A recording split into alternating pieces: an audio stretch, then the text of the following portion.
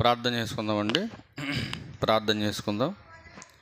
సకల ఆశీర్వాదాలకు కారణభూతుడువైన మా తండ్రి, మీ ఉన్నతమైన ఘనమైన శ్రేష్టమైన నామానికి మీ ప్రియకుమారుడు యేసుక్రీస్తు ప్రభు వారి ద్వారా కృతజ్ఞతాస్తుతులు చెల్లిస్తూ ఉన్నాము తండ్రి. మా తండ్రివైన దేవ, మీ గ్రంథంలో నుంచి కొన్ని విలువైన మాటలు మీ పిల్లలకు నేర్పించుట కొరకు సిద్ధపడుతుండగా సమయోచితమైన జ్ఞానాన్ని నాకు అనుగ్రహించండి. నీ పిల్లలు కేవలము వినేవారుగా ఉండి మోసపోక, విత్తబడుతున్న మాటలో ఉన్న సత్యాన్ని ప్రతి ఒక్కరూ కూడా అర్థం చేసుకోవడానికి, గ్రహించడానికి తగినటువంటి జ్ఞానాన్ని అనుగ్రహించమని అడుగుచున్నాను.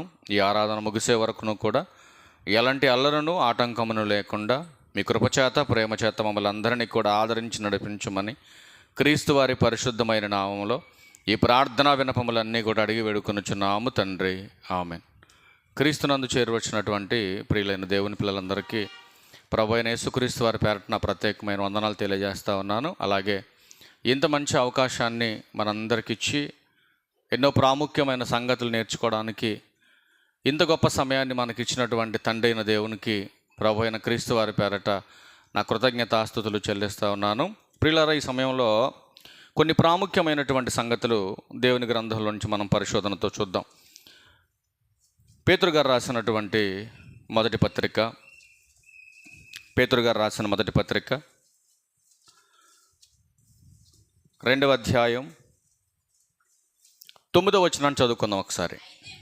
అయితే మీరు చీకటిలో నుండి ఆశ్చర్యకరమైన తన వెలుగులోనికి మిమ్మును పిలిచిన వాని గుణాతిశయములను ప్రచురము చేయు నిమిత్తము ఏర్పరచబడిన వంశమును, రాజులైన యాజక సమూహమును, పరిశుద్ధ జనమును, దేవుని సొత్తైన ప్రజలనై ఉన్నారు. ఈ సందర్భం చదువుతున్నప్పుడు ప్రతి క్రైస్తవుడికి గుర్తు రావలసిన విషయం ఏంటంటే, ఎక్కడో చీకట్లో బ్రతుకుతున్నటువంటి మనల్ని ఆశ్చర్యకరమైనటువంటి వెలుగులోనికి దేవుడు తీసుకొచ్చాడు. ఎక్కడో సంబంధం లేనటువంటి వ్యక్తులుగా బ్రతుకుతున్నటువంటి మనందరినీ కూడా ఐక్యత కలిగినటువంటి కుటుంబముగా సంఘములోకి చేర్చాడు. ఈ సమాజంలో ఎన్నిక లేనటువంటి వారిగా బ్రతుకుతున్నటువంటి వారందరినీ తన వెలుగులోనికి తీసుకొచ్చి ఒక సంఘముగా ఏర్పరిచి ఎన్నిక చేయబడినటువంటి వ్యక్తులుగా ఉండటానికి దేవునికి సొత్తైన ప్రజలుగా దేవుడు ఏర్పరచుకున్నటువంటిదే సంఘము అని గ్రంథం మనకి స్పష్టంగా తెలియజేస్తూ ఉంది.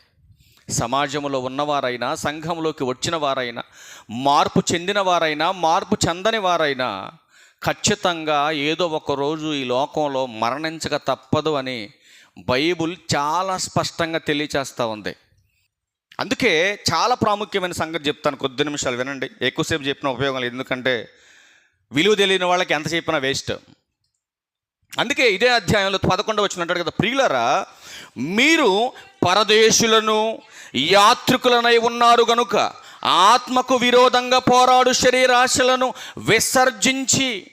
ఇప్పుడు సంఘములకు వచ్చేసాం. మనం చీకట్లో బ్రతుకుతున్నప్పుడు మనకు నచ్చినట్టుగా బ్రతికాం. ఇప్పుడు వెలుగులోకి వచ్చేసాం. వెలుగులోకి వచ్చేసినటువంటి మనం శరీర కోరికలు, శరీర సంబంధమైనటువంటి స్వభావం, శరీర తత్వాన్ని మనం విసర్జించాలి. నెక్స్ట్ చెప్తున్నాడు 12వ వచనంలో, అన్యజనులు మిమ్మును ఏ విషయములో దుర్మార్గులను దూషింతురో ఆ విషయముల వారు మీ సత్క్రియలను చూచి వాటిని బట్టి దర్శన దినమున దేవుని మహిమపరచునట్లు వారి మధ్య మంచి ప్రవర్తన గలవారై ఉండాలని మిమ్మల్ని బతిమాలుకుంటున్నట్టున్నాడు పేతురు గారు. ఒకప్పుడు ఎలా పడితే అలా మాట్లాడారు, ఒకప్పుడు ఎలా పడితే అలా బ్రతికారు, మీకు నచ్చినట్టుగా బ్రతికారు. కానీ ఎవరికి లెక్క చెప్పక్కర్లేదు, ఎవరికి భయపడనక్కర్లేదు మీరిక. కానీ సంఘములోకి వచ్చిన తర్వాత ఇప్పుడు ఒళ్ళు దగ్గర పెట్టుకొని బ్రతకమని చెబుతున్నాడు. ఏ అన్యజనుల మధ్య అయితే మీరు అబద్ధాలాడారో, దూషించుకున్నారో, గొడవలాడారో, వ్యభిచారాలు, దొంగతనాలు చేశారో, అదే అన్యజనుల మధ్య నీ ప్రవర్తనను బట్టి దేవుడు మహిమపరచబడాలి. సువార్త చెప్పి కాదు, సభలు పెట్టి కాదు. దేనిని బట్టి మహిమపరచబడాలి దేవుడు? ఏ జనుల మధ్య అయితే అజ్ఞానంగా బ్రతికి ప్రతి ఒక్కరు నిన్ను ఎన్నిక చేయకుండా చీయని తిట్టారో, అదే అన్యజనుల మధ్య నీ ప్రవర్తనను బట్టి దేవుడు మహిమపరచబడాలి. అట్లాంటి క్రైస్తవులు కనపడుతున్నారు సంఘాల్లో? ఉన్నారండి? లేరండి. ఎందుకు? ఆచారభక్తి, మూఢభక్తి, వాక్యానుసారమైన తత్వం లేదు మనుషుల్లో. అందుకే హెచ్చరిస్తున్నాడు, ఎందుకు నాయన నీకు ఇది ఎంత? ఏదో ఒకరోజు చస్తావురా, వచ్చేసావు మార్గంలోకి. వచ్చినటువంటి మీరు యాత్రలో ఉన్నారని చెబుతున్నాడు. మీరంతా యాత్రలో ఉన్నారు, ఖచ్చితంగా చచ్చిపోతారు ఒకరోజు అంటున్నాడు ఆయన. చాలా క్లారిటీ చెబుతున్నాడు. కనుక ఆత్మకు విరోధంగా అని మాట్లాడుతున్నాడు. అంటే ఆత్మకు విరోధి ఎవరు? అపవాదం చెప్పకండి, నీ అంత మూర్ఖుడే ఉండడు. ఇంకా ఆత్మకు విరోధి ఎవరు? నీ శరీరం. నీ శరీరమే నీకు విరోధి. ఆత్మీయ సభ జరుగుతుంది, ఆత్మీయ ఆహారాన్ని పంచేటటువంటి ఆరాధన జరుగుతుంది. మరి ఆత్మను అనుసరించే వారం అయితే అక్కడ బైబిల్ ఒక మాట ఉందండి, చాలా ప్రాముఖ్యంగా ఉంటుంది. మీరు జ్ఞానం కలిగితే అర్థమైద్దాం మాట. చూద్దాం, చదువుకుందాం ఒకసారి. గలతీయులకు రాసిన పత్రిక 5వ అధ్యాయం 25వ వచనం. గలతీయులకు రాసిన పత్రిక 5వ అధ్యాయం. మనము అంటే సంఘంలోకి వచ్చినటువంటి మనం, ఆశ్చర్యకరమైనటువంటి తన వెలుగులోకి వచ్చినటువంటి మనం, మారు మనసు పొందినటువంటి వారమైతే మనం, ఆత్మను అనుసరించే మనం బ్రతుకుంటే, స్థలం మాట ఏమన్నాడు? మనము ఆత్మను అనుసరించి జీవించే వారమైతిమా, ఆత్మను అనుసరించి క్రమముగా నడుచుకుందుము అన్నాడు. ఇప్పుడు చెప్పండి, మనం అంతా బ్రతికే ఉన్నామా ఆత్మను బట్టి?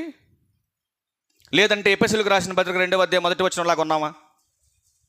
ఆత్మను బట్టి మనం బ్రతికే ఉంటే, ఇప్పుడు చెబుతున్నాడు అక్కడ, ఒకవేళ ఆత్మను అనుసరించి మనం బ్రతికి లేవనుకోండి, ఇప్పుడు చెబుతున్నాడు 2వ అధ్యాయం 1వ వచనంలో, మీ అపరాధముల చేతను పాపముల చేతను ఒకవేళ మీరేమైనా చచ్చిపోయి ఉన్నారా? వాక్యం ఎంత ఖండితంగా మాట్లాడుతుందో బుర్ర పెట్టి వినండి జాగ్రత్తగా. మరి ఆత్మను అనుసరించి మనం బ్రతికే ఉంటే ఎలా రావాలి మందిరానికి? క్రమముగా రావాలి, క్రమముగా రావాలి. మండుద్దెలండి మాటలు చెప్తే ఎవరికైనా, మీరు ఏ టయానికి వచ్చినా పర్లేదు, నాకు ఇచ్చే దశంభాగాలు ఇచ్చేసేయండి, నన్ను పొగడతలు పొగిడేసేయండి, ఏమండి నాకు రావలసింది నాకు ఇచ్చేసేయండి, మీరు ఎలా చస్తే నాకెందుకు, మీరు యాడికి పోతే నాకెందుకు, ఇట్లాంటి దౌర్భాగ్య బోధ చేసేటటువంటి బోధకుడు కాదు నేను. అర్థమవుతుందండి? ఇట్లాంటి దౌర్భాగ్య బోధ చేసేవాడు కాదు నేను. దేంట్లో కాంప్రమైజ్ అవ్వను నేను. వాక్యానుసారంగా సంఘం నడవాలి. వాక్యానుసారంగా సంఘం నడిస్తేనే మరణం తర్వాత నిత్య జీవానికి వెళ్తావు. కానీ చచ్చిన తర్వాత నువ్వేం చేయలేవు, అది గమనించాలి. నువ్వు అది గమనించాలి. దేనికోసం పరిగెడుతున్నావు ఈ భూమి మీద? 6 దినాలు ఆయుష్ ఇచ్చాడు, సిగ్గులేదు నీకు కొద్దిగన్నా? క్రైస్తవుడు కదా నువ్వు? బైబిల్లో చెప్పాడండి. కొరింథీయులకు రాసిన మొదటి పత్రిక 15వ అధ్యాయం తిండి ఒకసారి. కొరింథీయులకు రాసిన మొదటి పత్రిక 15వ అధ్యాయం ఏమన్నాడు చూడండి, 30-34. నీతి ప్రవర్తన గలవారే మేల్కొని పాపం చేయకండి, దేవుని గూర్చిన జ్ఞానం కొందరికి లేదు, మీకు సిగ్గు కలగటానికి ఈ మాటలు చెబుతున్నాను. కొద్దిగానే మీకు సిగ్గు ఉండాలి కదా. క్రైస్తవులు కదా మీరు, లోకస్తులు కాదు కదా మీరు, చీకటి సంబంధులు కాదు కదా మీరు, ఎన్నిక చేయబడిన వారు కదా మీరు. ఆలోచన ఉండాలి కదండి క్రైస్తవుడికి. ఎవరి కోసం ఇదంతా? దేనికోసం ఈ ప్రయాస? ఎప్పుడు నీకు అర్థం కాదు బతుకున్నంతకాలం. ఒకరోజు వస్తుంది, కంగారు పడక వస్తుంది ఒకరోజు. యుద్ధాలు చూడండి ఎలా జరుగుతున్నాయో. ఎవడెవడికో గొడవ, మధ్యలో ఏ సంబంధం లేని వాళ్ళు ఘోరాతి ఘోరంగా బాడీలన్నీ చిల్లా చెదరైపోయి మాంసం మొక్కలు ఎడిపోతున్నాయో తెలియట్లేదు. ఎందుకు చచ్చిపోతున్నారు వాళ్ళు? ఏ గడియో ఏ క్షణమో ఏ రీతిగా మరణం నిన్ను అటాక్ చేస్తుందో నీకు తెలియదురా నాయన. ఇకనైనా సిద్ధపడండి అని బైబుల్ ఒక పక్కన ఘోషిస్తుంది. దేవుడు చెప్పింది చెప్పినట్టుగా ప్రపంచ దేశాల్లో జరుగుతూ నిన్ను రేపిస్తుందంటే, నిన్ను ప్రేరేపిస్తుందంటే నీ బ్రతుకుని దిద్దుకోమని. ఎక్కడుంది క్రైస్తవ్యంలో ఈ తత్వం? పొద్దున్నేనండి మా ఊరు నుంచి మారేమణి నుంచి ఒక ఫ్యామిలీ అండి, నిజంగా వాడొక రకంగా అజ్ఞాని కావచ్చు కానీ వాడుకున్న ఆసక్తి చూడండి. చిత్తపూర్ ఎక్కడండి? మారేమణిలో 7 సంఘాలు ఉన్నాయి. మరి వేరే ఆ చుట్టుపక్కల ఉన్న సంఘాలు కాడు ఎందుకు వెళ్ళట్లేదో నాకు పక్కన పెట్టండి దాన్ని. పొద్దున్నే 2 పిల్లల్ని వేసుకొని భార్యని వేసుకొని పొద్దున్నే 7:30 మొదట ఆరాధన జరుగుద్ది అక్కడ చిత్తపూర్లో. 7:30 పొద్దున్నే అక్కడికి వెళ్ళి ఆరాధన చూసుకొని ఆడు ప్రతిరోజు మారేమండలో మేము అయిపోయి బయలుదేరేటప్పుడు ఎదురవుతున్నాడు. ఏంటి ఆడుకున్న ఆసక్తి? మన ఇంటి పక్కన ఇంటి మధ్యలోనే మందిరం ఉన్నా సమయానికి వచ్చి మనం ఇక్కడ కూర్చోలేకపోతున్నామంటే నిజంగా నీ భక్తి వాక్యానుసారమేనా? ఆలోచించు ఒకసారి. నీ భక్తి వాక్యానుసారమని ఆలోచించు. అందుకే దేవుడు హెచ్చరిస్తున్నాడు అండి.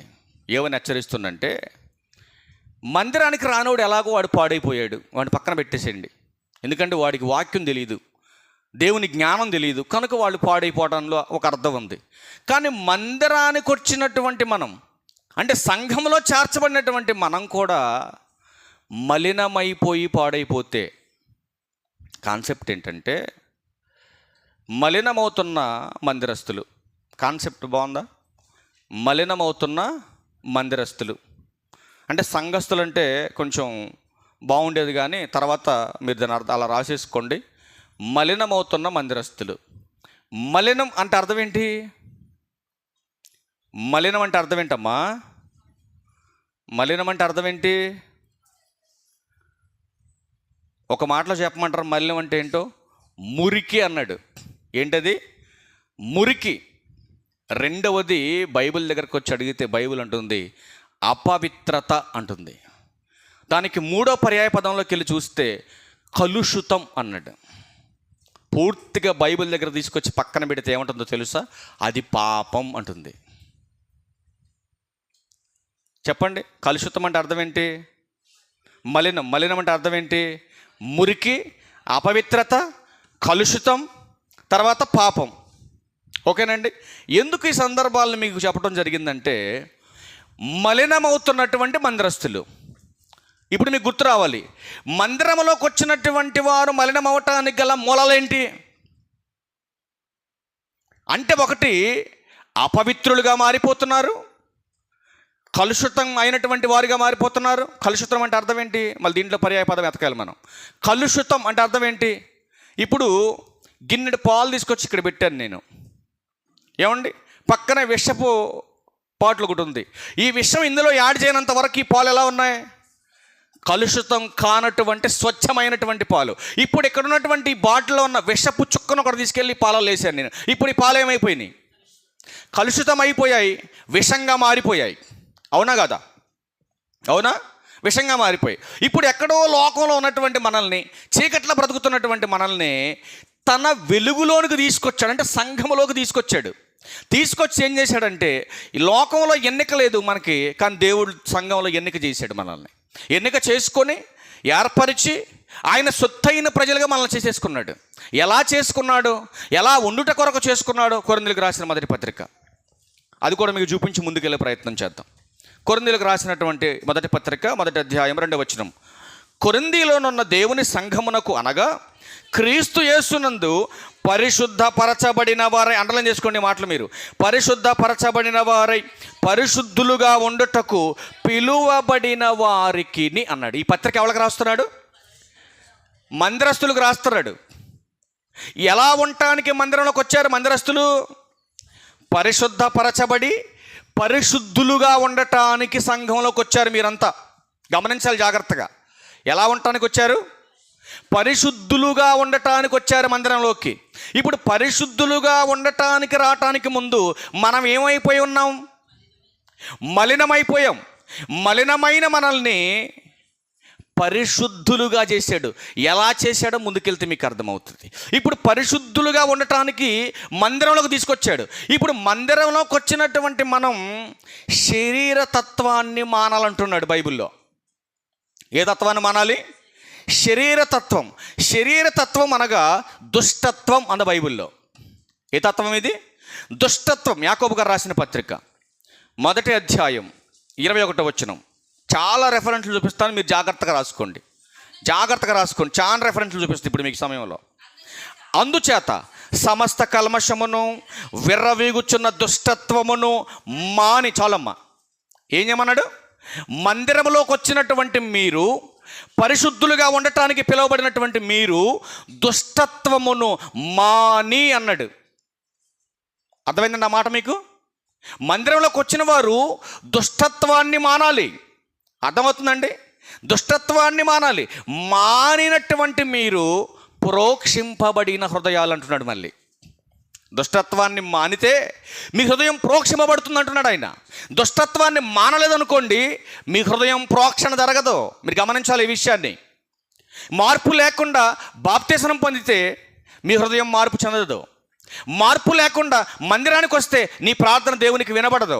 మార్పు లేకుండా మందిరానికి వచ్చి పాటలు పాడితే దేవుడిని యొక్క ప్రార్థన కావచ్చు, పాటలు కావచ్చు, వాక్య పఠనం కావచ్చు, వాక్య పరిచర్య కావచ్చు, ఈ మందిరంలో ఈ సేవలో జరుగుతున్న ప్రతి క్రియ కూడా మార్పు లేకుండా చేస్తే అది దేవునికి మహిమ కాదని బైబిల్ చెప్తా ఉంది. ఇప్పుడు దుష్టత్వాన్ని మానినటువంటి మీరు మరొకటి జరగాలి మందిరానికి వచ్చే విషయంలో చెప్తున్నాడు. హెబ్రీలకు రాసిన పత్రిక చూడండి, బాగుంటుంది మాట. హెబ్రీలకు రాసిన పత్రిక 10వ అధ్యాయం 22వ వచనంలో చూడండి.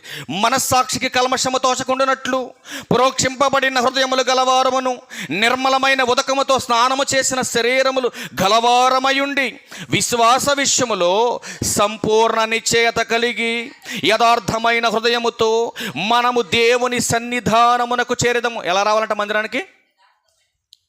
కూర్చోవాలి తల్లి, మీరు ఎలా రావాలి మందిరానికి? యథార్థమైన హృదయంతో రావాలి. దుష్టత్వాన్ని మానాలి.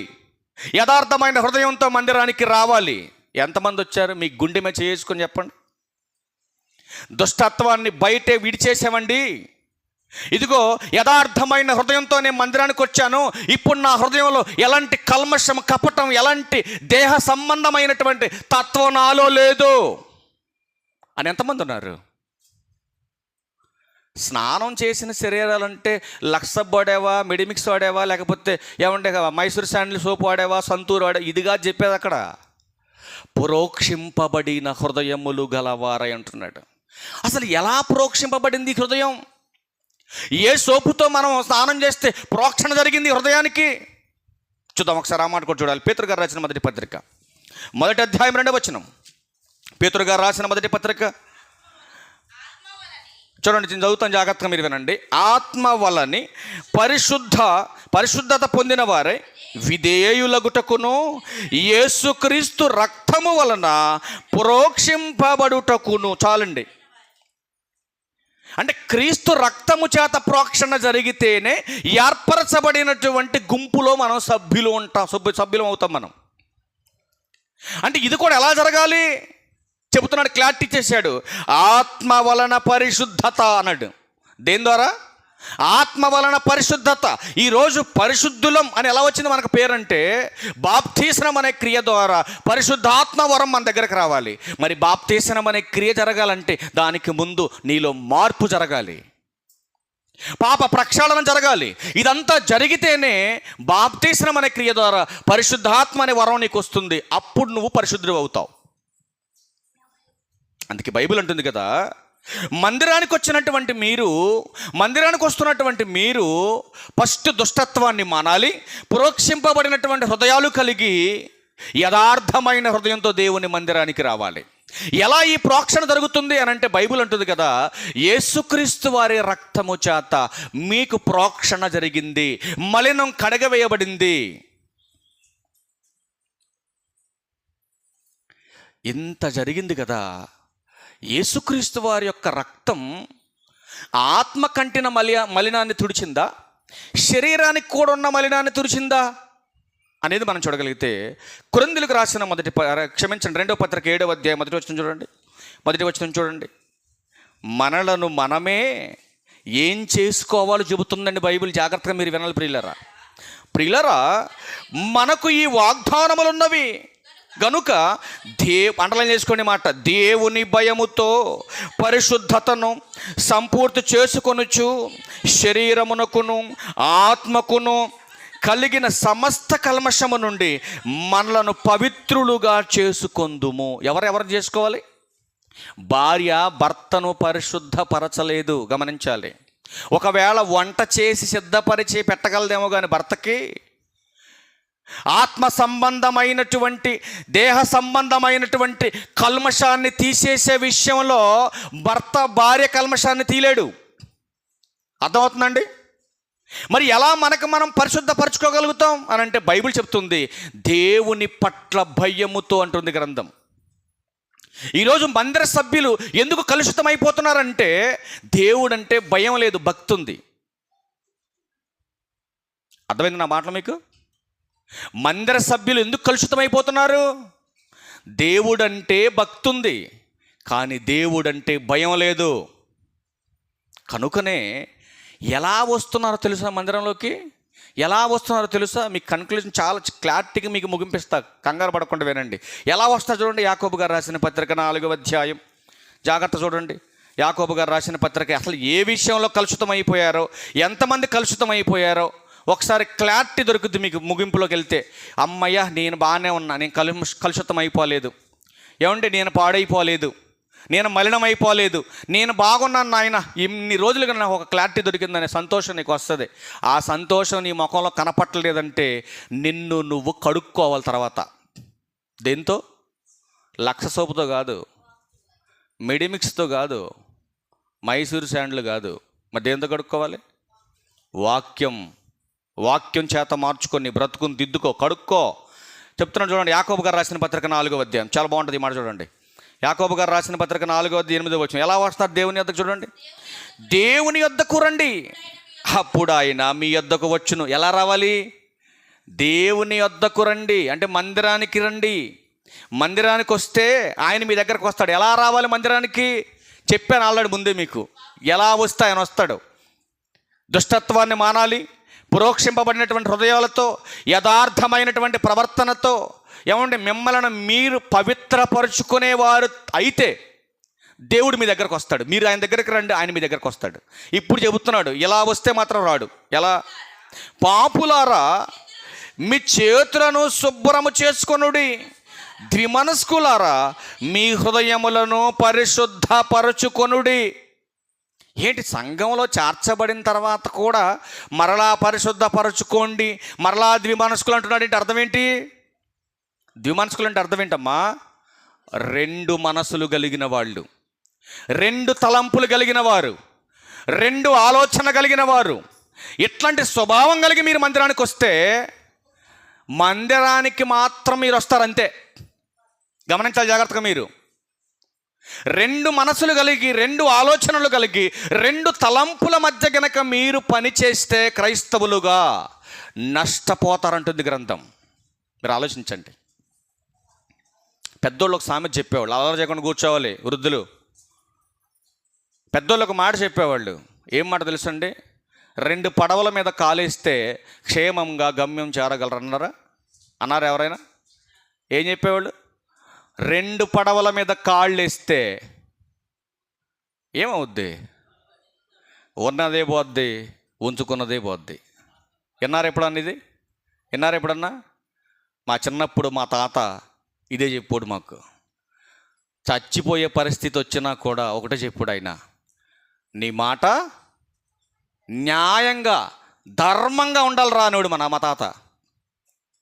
ఆయన చచ్చిపోయి మాకు ఇన్ని విలువైన మాటలు చెప్పి వెళ్ళాడు. మా మాటల ద్వారా ఇంకా ఆయన బతికే ఉన్నాడు. ఒకవేళ ప్రభు అంటే ఏంటో తెలియకపోవచ్చు, దేవుని గుర్చినటువంటి జ్ఞానం ఆయనకు లేకపోవచ్చు, కానీ లోకంలో జరుగుతున్నటువంటి ఎన్నో జ్ఞానపు సంగతులు మాకు చెప్పించేవాడు. దగ్గర తొడ మీద కూర్చోబెట్టుకొని చెప్పేవాడు, అలా ఉంటే ఇలాంటి నష్టం వస్తుంది, ఇలా చేస్తే అలాంటి లాభాలు వస్తాయని చెప్తూ ఉంటాడు. కానీ దేవుడు ఏం చెబుతున్నాడంటే ద్విమనస్కులారా అంటున్నాడు. నా దగ్గరకు వచ్చే మీరు 2 మనసులు కలిగి ఉండటానికి వీలు లేదు. ఈ 2 మనసు కలిగిన వాళ్ళని ఏమంటున్నాడంటే పాపులారా అంటున్నాడు. ఏమంటే పాపికి పరలోకం ఉందా? మీరు చెప్పండి, పాపికి పరలోకం ఉందా? అసలు ఎందుకు ద్విమనస్కులారా అంటున్నాడు ఈయన? అసలు ఏ పదాన్ని పట్టుకొని ఈ యొక్క తత్వాన్ని గురించి మాట్లాడుతున్నాడు అని అంటే బైబిల్లో చాలా ప్రాముఖ్యమైన సంగతులు చెప్పాడు. అందులో ఒక్క మాట చూద్దాం ఈరోజు. ఒక్క మాటే. ఏంటి మన కాన్సెప్ట్? ఏంటి? మలినమవుతున్న మందిరస్తులు. మలినం అంటే అపవిత్రత, మురికి, కలుషితం, పాపం. ఏంటి? ఒకసారి పాపంలో మనం చచ్చిపోతే బ్రతికించాడు కదా, బ్రతికించేసి మనల్ని ఏం చేశాడు? పరిశుద్ధపరిచాడు కదా. ఇప్పుడు మలినాన్ని కడుక్కున్న తర్వాత, తిరిగి బ్రతుకుని పొందిన తర్వాత మరలా కలుషితంలోకి మనం వెళ్ళిపోయాం అనుకోండి, మరలా కడుగుతాడా? ఇప్పుడు ఒకసారి చెప్పాం, తెలుసో తెలియకో బురదలో పడ్డాడు, శుభ్రంగా కడిగా మంచి బట్టలు వేసి కూర్చోబెట్టావు, మళ్ళా అవే బురదలో పడ్డాడు అనుకోండి, ఏం చేస్తుంది తల్లి? ఏరా ఉప్పుడేగా శుభ్రంగా కడిగాను నిన్ను, మళ్ళా బురదలో పడతావా అని చెప్పేసి గద్దించి తీసుకొచ్చి మళ్ళీ స్నానం చేసి మళ్ళీ కొత్త బట్టలు వేసి మళ్ళీ కూర్చోబెట్టింది కుర్చీలో. అమ్మ లోనకి వెళ్ళగానే మళ్ళా పోయిండు, మళ్ళా బురదలో పడిండు. ఇప్పుడు ఏం చేస్తుంది తల్లి? ఇందాక చెప్పింది, ఇప్పుడు ఏం చేస్తుంది? ఆ బురద వేసుకున్న బట్టల మీదే ఏం చేస్తుంది? కర్ర తీసుకొని కొంకిల మీద 2 బీకుద్ది. అవునా? 2 పీకినా కూడా మళ్ళీ స్నానం చేసి మళ్ళీ కొత్త బట్టలు వేసి కుర్చీలో కూర్చోబెట్టింది. ఆ అమ్మ లోనకి వెళ్ళగానే మళ్ళీ ఈసారి పందిలా గీసి ఎవరు ఆ చివరు డొలుతున్నాడు అనుకోండి, ఏం చేయాలి ఇప్పుడు అని చెప్పండి? మీరైతే మళ్ళీ కొడతారా? నేనైతే పీకమే కాలేసి తొక్కుతా బురదలో ఉండండి. అర్థమైందండి? దేవుడు కూడా అలాంటోడేనండి. ఒకసారి చెబుతారు ఎవరికైనా, 2 సార్లు చెప్తాడు, 3వసారి హెచ్చరిస్తారు. చుట్టూ ఉన్నాళ్ళని బట్టి హెచ్చరిస్తాడు 3వసారి. 4వసారి అడ్రస్ కనపడదు, ఆధార్ కార్డు మారిపోద్ది అంతే. దేవుడికి అంత కోపం అండి. చూపిస్తాను మీకు బైబిల్. అసలు ఎందుకైనా మందిరానికి వచ్చిన వాళ్ళ మీద ఇంత టార్గెట్ చేశాడు. ఏమంటే మీరు బైబిల్ అని చదువుతున్నారో లేదో జాగ్రత్తగా గమనించండి. భక్తిహీనుల పట్ల ఆయన చూపించినటువంటి క్రోధం అన్యజనుల మీద చూపించలేదండి. మీరు చూడండి, ఎప్పుడైనా బయట ఉన్న అన్య జనాంగం మీద ఎప్పుడు కూడా ఆయన ఉగ్రతను కురిపించలేదు. అన్య జనాంగం మీద ఎప్పుడు టార్గెట్ చేయలేదు. అట్లని బైబిల్లో ఒక్క ఓడు కూడా వాళ్ళని అన్యాయంగా చంపినట్టు ఒక్క ఓడు కూడా మనం చూపించలేము బైబిల్లో. ఆయన చంపింది, నాశనం చేసింది, రోగాలు తీసుకొచ్చింది, కఠినమైనటువంటి శిక్షలు, పరలోకానికి వెళ్ళనటువంటి వారందరికీ నరకాన్ని సిద్ధం చేసింది కూడా ఈ భక్తిహీనుల కొరకేనండి. అందుకే అసలు ఎందుకు ఎలా మలినమైపోయారో వీళ్ళు ఒకసారి మనం చూడగలిగితే, ఫస్ట్ మీరు గుర్తుపెట్టుకోవాల్సిన పాయింట్ ఏంటంటే, ద్విమనస్సు అంటే 2 మనస్సులు కలిగి 2 తలంపులు కలిగి మీరు మందిరానికి వస్తున్నారా, అయితే మీ పతనం తప్పదని బైబిల్ చెప్తుంది. ఇక్కడ నుంచి మనం కంటిన్యూ చేద్దాం. యెషయా గ్రంథం దగ్గరికి వెళ్దాం. యెషయా గ్రంథం 29వ అధ్యాయం దగ్గరికి వెళ్ళండి. స్పీడ్కి వెళ్ళండి. యెషయా గ్రంథం 29వ అధ్యాయం, యెషయా గ్రంథం 29వ అధ్యాయం 13వ వచనం అన్న. ప్రభు ఎలాగూ సెలవిచ్చుచున్నాడు.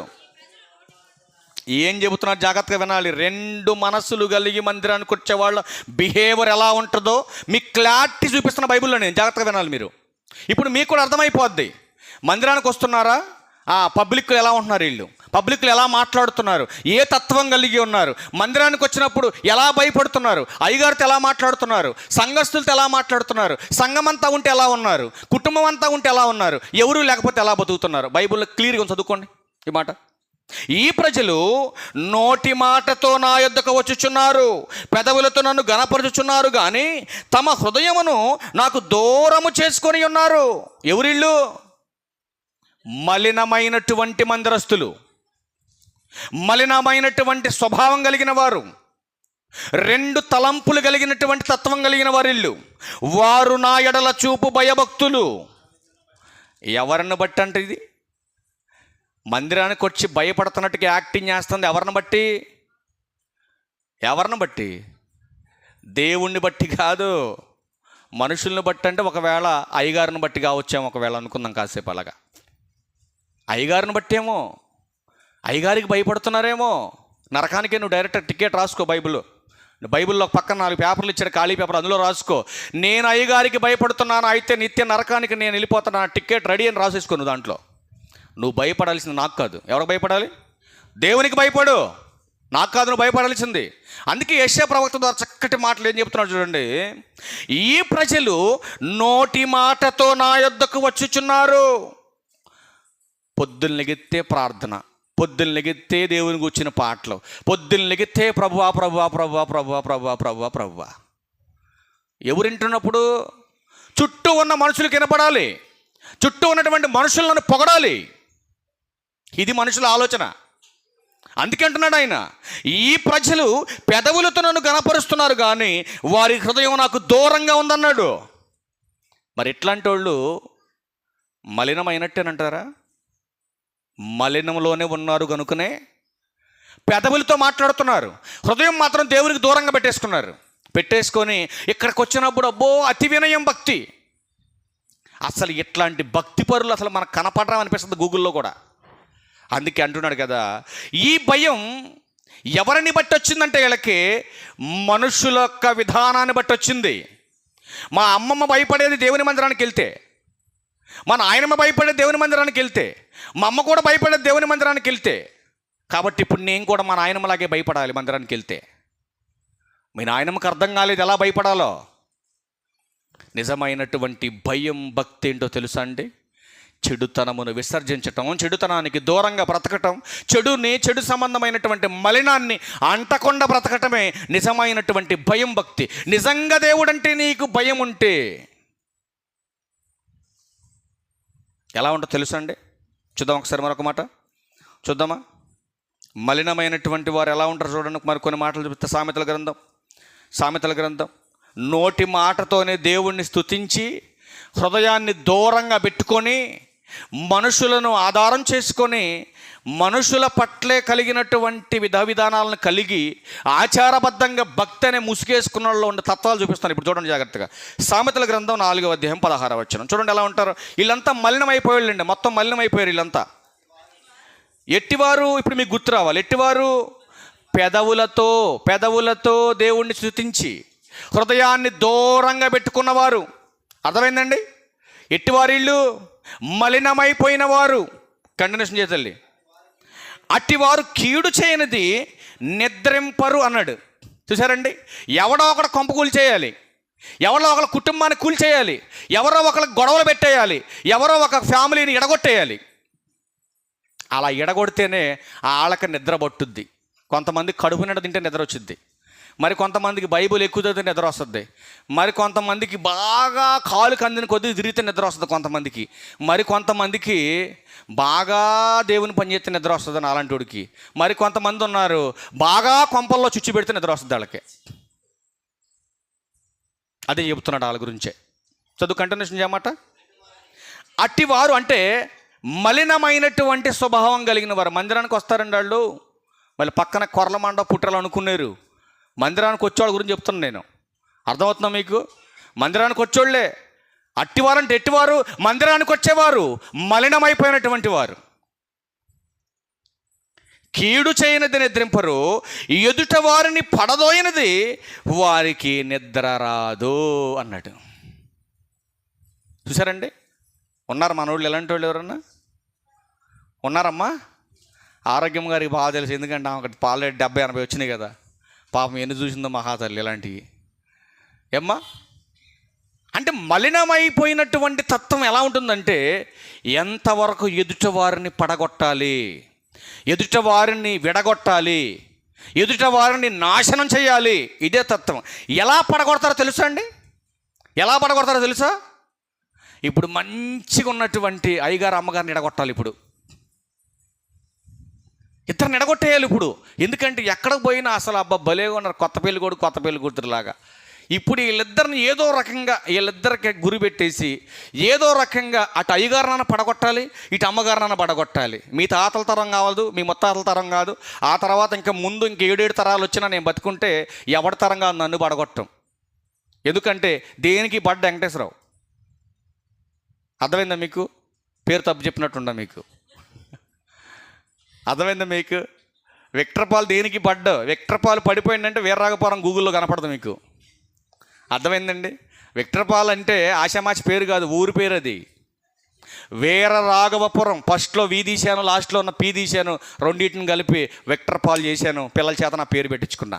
ఇదే చెప్పాను మొన్న ఆ ఊరు వెళ్ళినప్పుడు. విక్టర్పాల్ అనే పేరు ఎట్ట పెట్టుకోవాలనిపించింది బ్రదర్ అని అంటే చెప్పాను నేను నా స్టోరీ. వీరరాఘవపురం ఊరి పేరే నా పేరు అన్నా. ఆ పిల్లలందరి చేత నా పేరు నామకరణ చేయించుకున్నాను నేను. ఒకప్పుడు నా పేరు వెంకటేశ్వరరావు అని ఉండేది. అంటే నిజంగా ఎంత అద్భుతం అన్న, ఎంత అద్భుతం తమ్ముడు, మంచి పేరు పెట్టుకున్న, చాలా సంతోషం, చాలా గొప్పదన్నాడు ఆయన. ఒక గొప్ప కోసం నేను పెట్టుకోలేదండి. ఎందుకంటే మనిషి యొక్క హావభావాలు ఎలా ఉంటాయంటే, ఇప్పుడు మనకి ఎదురుగా వస్తారు, జాగ్రత్తగా వినాలి. మీరు మంచి మాటలు చెప్తున్నా వినాలి జాగ్రత్తగా, మళ్ళీ మీరు వినలేరు ఎప్పటికీ మాటలు. ఏం చేస్తారంటే మందిరానికి వస్తూ ఉంటారు, ఇక్కడ కనపడ్డంగా నాకు ఎదురు రాగానే అయ్యగారు వందనాలు అంటారు. ఇక్కడ ముందేం చెప్పారు?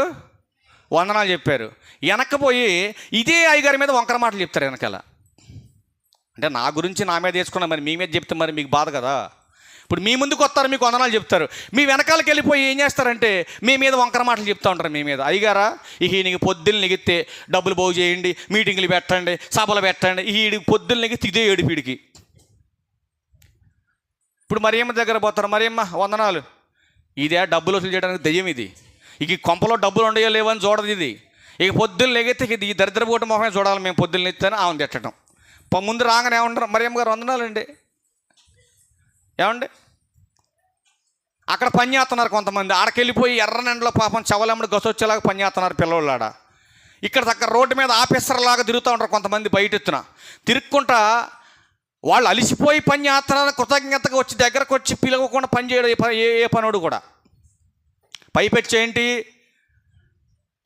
ఏంటి నన్ను పిలిచారా, మా పిల్లోడి పెళ్ళది, నేను పిలవటానికి దేవుని పని కదా. పైకి మళ్ళీ చక్కగా అబ్బా పలానోడు పని చేసినట్టు నిండు వందనాలండి అని పైపెచ్చి వాళ్ళకు వందనాలు చెప్పి, అయ్యగారమ్మట ఈ నలుగురు ఎందుకు పనిచేశారు అంటే అయ్యగారికి కూడా ఈ నలుగురే కావాలన్నమాట. అంటే ఈ నలుగురు అయ్యగారమ్మటి చేరి ఏం బుర్ర పాడు చేశారు అయ్యగారు బుర్ర ఇళ్ళు మా మీద లేకుండా అని కొంతమంది ఏడిచేవాళ్ళు లేకపోలేదు సంఘాల్లో. 100 మంది 100 మాటలు చెప్పినా ఈ ఒక్కడై ఉన్నటువంటి బుర్ర వాక్యానికి కట్టుబడదు తప్ప ఎవడికి లోబడదు. అర్థమవుతుందండి? ఎవడికి భయపడదు, ఎవడికి లోబడదు. నా వాక్యం నాకు ఏదైతే బేస్ ఇచ్చిందో దాని మీద చచ్చే వరకు నిలబడతాను తప్ప ఇటుగా నటుగా అని తొలగను నేను. అర్థమవుతుందండి? ఈరోజు మనుషుల తత్వం ఎలా ఉందంటే ఎదుటవారిని పడగొట్టాలి. ఏం చేయాలి? ఎదుటివారిని పడగొట్టాలి. ఎలా పడగొడతారో తెలుసండి?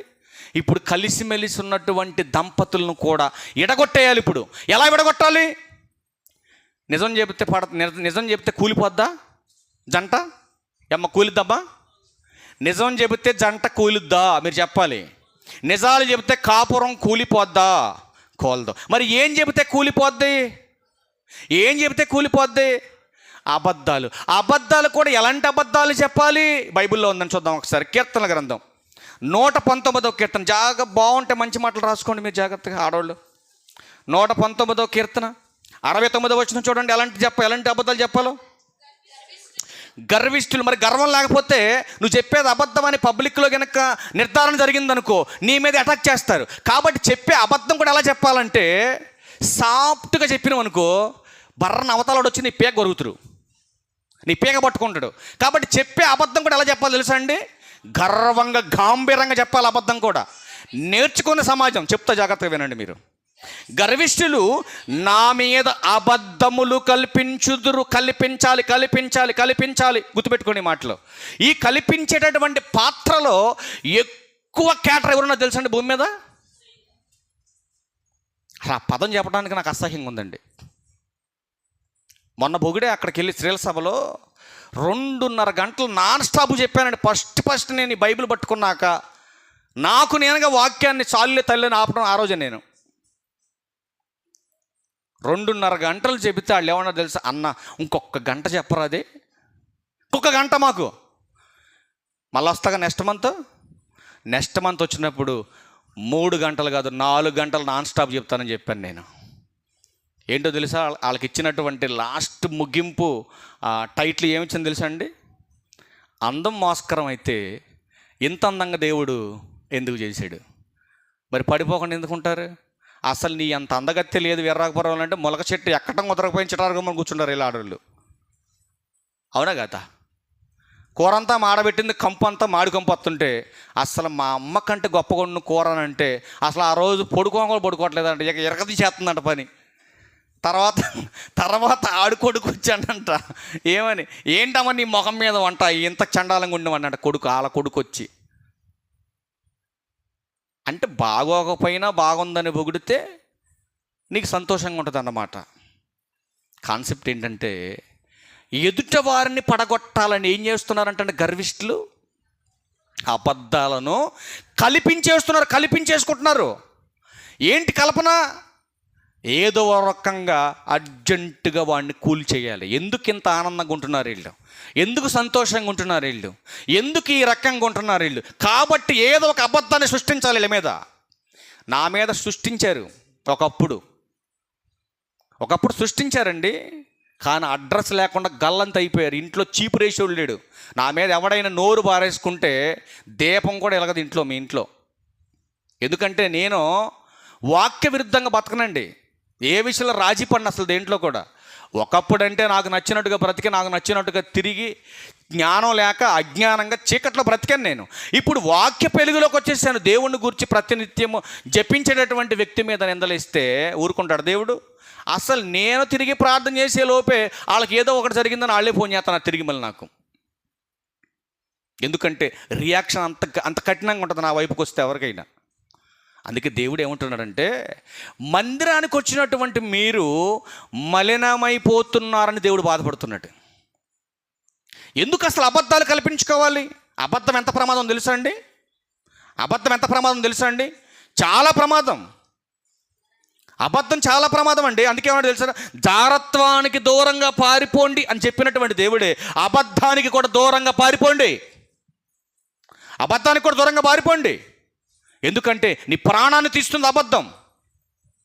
ఏ సంబంధం లేకపోయినా మీ ఆయనకి ఆవిడతో సంబంధం ఉందని చెప్పుండి, ప్రాణం తీస్తుందా లేదా? ఖచ్చితంగా తీస్తుంది. ఒక అబద్ధమే కదండి ఏదైనా వనంలో నుంచి బయటికి నెట్టేసింది వాళ్ళని. ఒక అబద్ధమే కదండి దేవునికి వాళ్ళకు ఉన్నటువంటి సంబంధాన్ని చెడగొట్టేసింది. మీకు ఆ విషయం చెప్పమంటారా? ఈరోజు ఫ్రెండ్షిప్ అయినా రక్తబంధాలైనా ఏ బంధమైనా సరే 99% ఇడిపోవడానికి గల కారణం అబద్ధపు మాటలు, కల్పితంతో కూడినటువంటి మాటలు. ఎట్లాంటి కల్పితంతో కూడినటువంటి మాటలు చెప్పడం వల్లనే కొన్ని బంధాలు తెగిపోయిన ప్రియమైన దేవుని వారలారా మీరు ఆలోచించండి. అబద్ధానికి అంత ఆయువు ఉంది, కానీ కూలిపోయిన తర్వాత నీకు అర్థమైద్ది, అయ్యో నేను మోసపోయానే అని. అందుకే బైబిల్లో రాయించాడు చాలా ప్రాముఖ్యమైన సంగతులు. చూడండి, ఇర్మీయా గ్రంథం 8వ అధ్యాయం 6వ వచనం. అబద్ధాలు కల్పించుకొని వీళ్ళు ఏం చేస్తారో తెలుసండి? అబద్ధాలు కల్పించుకునే వాళ్ళు ఏం మాట్లాడతారు చూడండి. అబద్ధాలు కల్పించుకునే వాళ్ళు ఇర్మీయా గ్రంథం 8వ అధ్యాయం 6వ వచనం. దేవుడు వింటున్నాడు, నా మందిరానికి వచ్చి ఈరోజు అబ్బా రాజా నీ సన్నిధిలో నేను ఉండలేనయ్యా, నువ్వు లేకపోతే నేను బ్రతకలేదని పాడిన నా కూతురు, నా కుమార్తె, నా సన్నిధిలో గొప్పగా ప్రార్థన చేసినటువంటి నా కుమార్తెలు మరి మందిరం అయిపోయిన తర్వాత, ఇంటికి వెళ్ళిపోయిన తర్వాత ఏం మాట్లాడుకుంటున్నారో అరుగుల మీద కూర్చొని, ఏం మాట్లాడుకుంటున్నారో గేదెల కాడికి వెళ్ళి, ఏం మాట్లాడుకుంటున్నారో ఉద్యోగాలకు వెళ్ళి, ఏం మాట్లాడుకుంటున్నారో ఇంట్లో కూర్చొని దేవుడు ఒక్కసారి చెవి పెడుతున్నాడు వాళ్ళ మీద. చెవి పెడితే ఏం చేస్తున్నారు చూడండి. అసలు కుదురు చదవండి అమ్మా.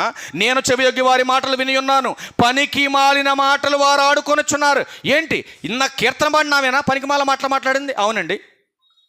ఏంటి నిన్న ప్రార్థన చేసిన ఆవిడేనా పనికి మాల మాటలు మాట్లాడింది? అవునండి.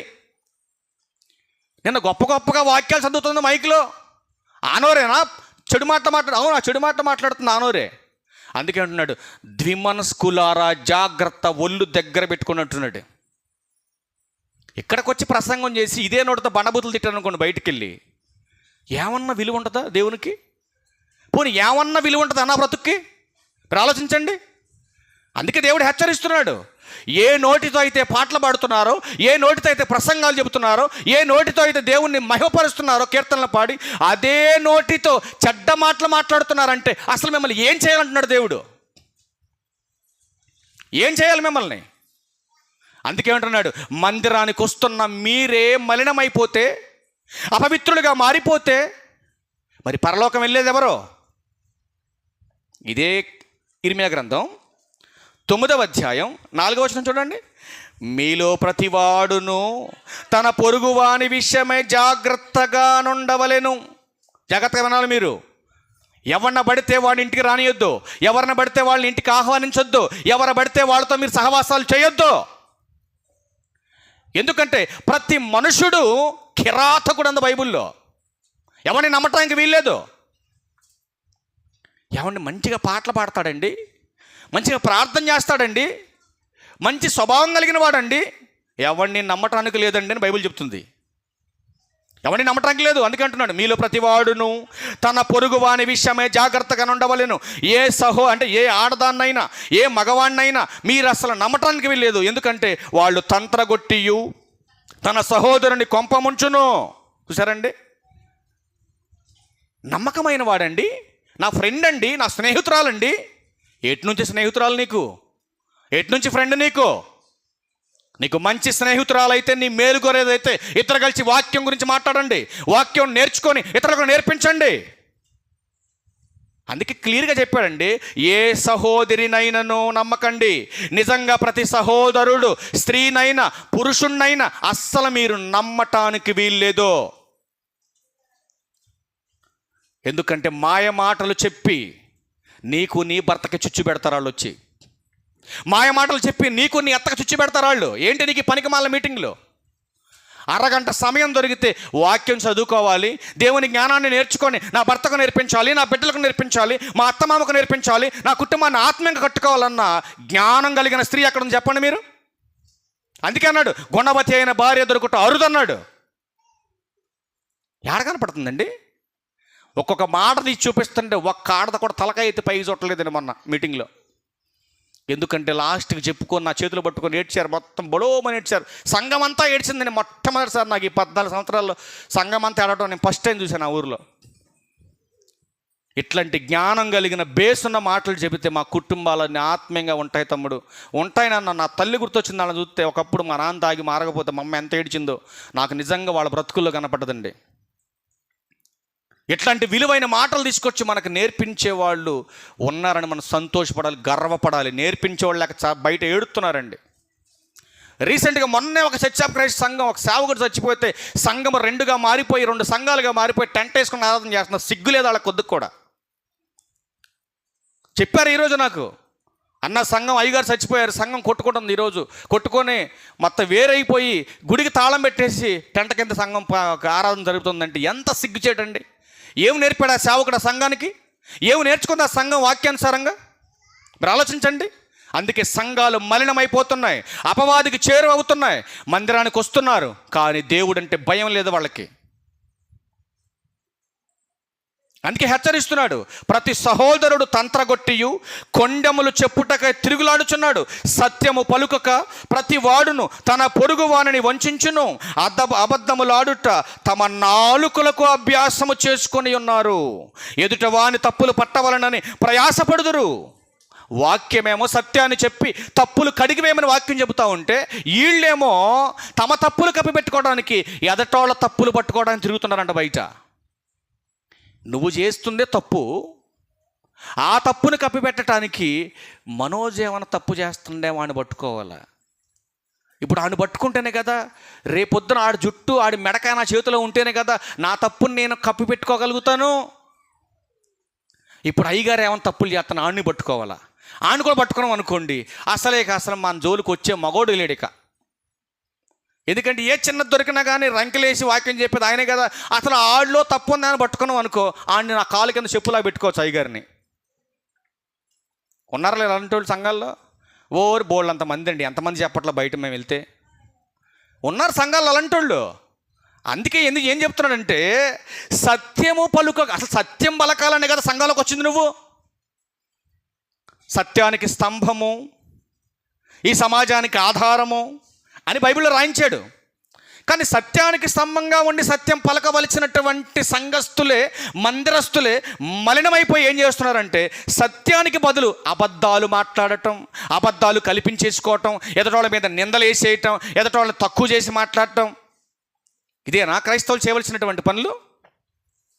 అందుకే బైబిల్లో మరొక మాట చెప్పాడండి, 8-9 వచ్చిన అదే వచ్చిన చూడండి, అదే అధ్యాయంలో, వారి నాలుక ఘాతుక బాణం. వాళ్ళ మాట ఉంటుందంటండి, బాణం గుచ్చితే ఎలా ఉంటుంది తెలుసండి? అలా ఉంటుందంట వాళ్ళ మాట. ఈ అబద్ధాలు కల్పించే వాళ్ళ మాట అది గుచ్చితే ఖచ్చితంగా చాలా కఠినంగా ఉంటుందని మాట్లాడుతూ, అది కాపట్యము పలుకుచున్నది, అబద్ధాలు చెబుతుంది నాలుక. ఒకడు మనసులో వంచన అభిప్రాయం ఉంచుకొని నోట తన పొరుగువానితో సమాధానంగా మాట్లాడు. మన బతుకు అంతే, ఎదటోళ్ళ తప్పుల గురించి ఎత్తుతూ ఉంటాం. మన వెనకున్నటువంటి బొక్కలు చూసుకోము మనం, అది చూసుకోవాలి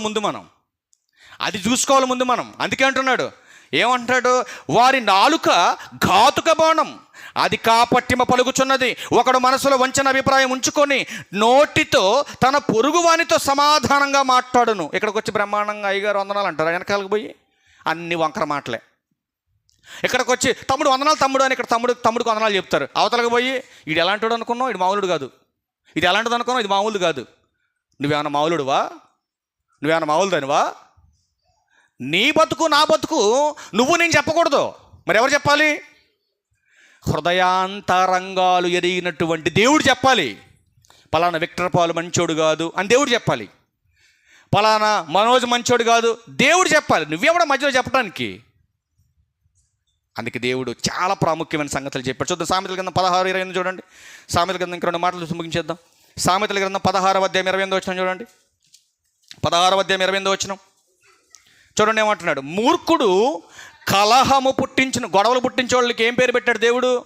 గొడవలు పుట్టించేవాళ్ళు, అబద్ధాలు కల్పించేసి వీళ్ళకి గొడవలు పెట్టేటటువంటి వాళ్ళందరికీ ఏం పేరు పెట్టాడు దేవుడు? మూర్ఖుడు. ఒకవేళ ఎక్కడన్నా గొడవ జరుగుతుందనుకోండి, క్రైస్తవుడైతే ఏం చేస్తాడు? వాళ్ళనే సమాధాన పరిచి ఐక్యం చేస్తాడు క్రైస్తవుడైతే. కానీ మధ్యలోకి దూరి గొడవని కొద్ది రేగొట్టే వాళ్ళు ఏమంటారు చెప్పండి? మూర్ఖుడు అంటాడు అలాంటి వాళ్ళని. అందుకే దేవుడు ఏం చెప్పాడు చూడండి. మూర్ఖుడు కలహం పుట్టించును, కొండెగాడు మిత్రభేదము చేయను. కొండెగాడంటే గొడవలు పెట్టాడు. ఆడెందుకు కలవనెత్తాడు? అసలు ఆ టార్గెట్ ఏంటి? వీళ్ళు కలిసి ఉన్న వాళ్ళని ఎడగొట్టాలి, ఒక్కటిగా కలిసిమెలిసి పోతున్న వాళ్ళని విడదీసుకొట్టాలి. ఇది ఆడి గురి. కనుక ఏం చేస్తాడంటే మూర్ఖుడు మిత్రభేదం కలిగించేసి గొడవలు పుట్టించేస్తాడు. మరొక మాట చూస్తారా? మరొక మాట కీర్తనల గ్రంథం 59:7 చూడండి. ఎట్లా ఎడగొడతారో చూడండి, ఎంత బాగుంటుంది ఈ మాట. గొడవలు పెట్టేవాళ్ళు, మిత్రభేదం చేసేవాళ్ళు. 59వ కీర్తన 7వ చూడండి. కొంచెం జాగ్రత్త చదవండి, ఆ మాట బాగుంటుంది. ఏమంటారంటండి, అసలు నేను మాట్లాడుతున్నప్పుడు ఇటు పక్క మరియమ్మ లేదు, అటు పక్క మార్తమ్మ లేదు, ఎదురుగా లతమ్మ లేదు, వెనకాల వజ్రమ్మ లేదు.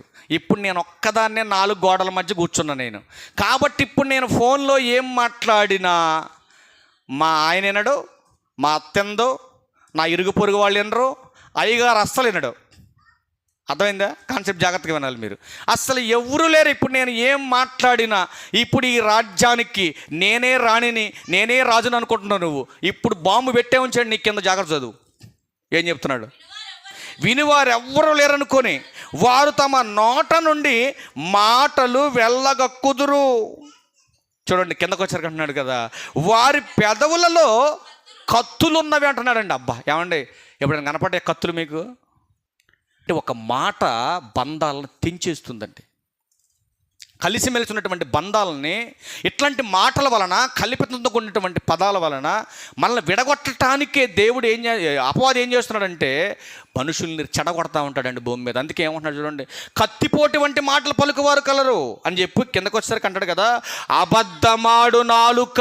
కింద చెప్తున్నాడు 19 లాస్ట్ లైన్, అబద్ధమాడు నాలుక క్షణమాత్రమే ఉండును, జాగ్రత్తగా అదుపులో పెట్టుకో నాలుక. ఈరోజు నేను అబద్ధాలు చెప్పానండి, వాళ్ళకి గొడవలు పెట్టానండి, వాళ్ళ మీద నోరేసుకుని అరిచానండి, నా నాలుక బాగానే ఉంది కదా అనుకుంటున్నా. సమయం చూస్తున్నాడు దేవుడు, కత్తిరించి పడేస్తాడు అంతే.